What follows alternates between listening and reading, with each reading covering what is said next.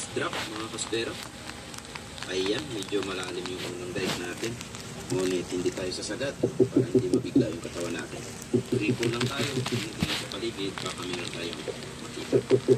Ngunit wala tayong nakikita.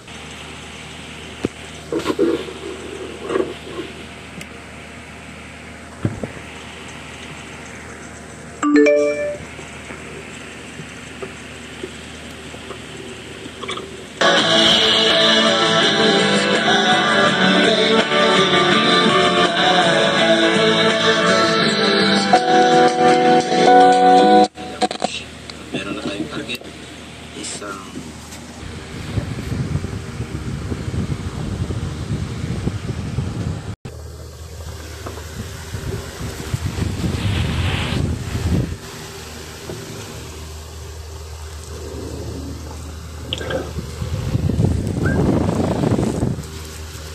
at umabante tayo sa unahan para meron tayong ihawin.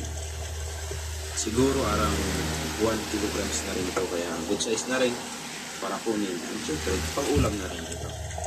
Kaya hantingin natin ito, kuha lang tayo ng magandang pwesto.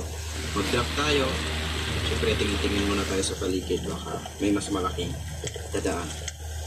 Ngunit wala tayong nakita.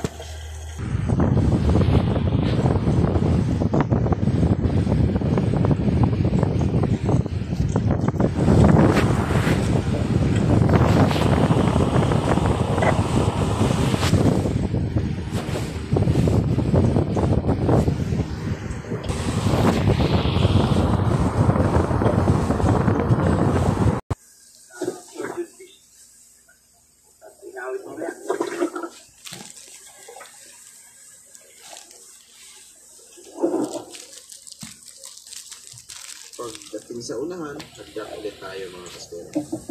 At dito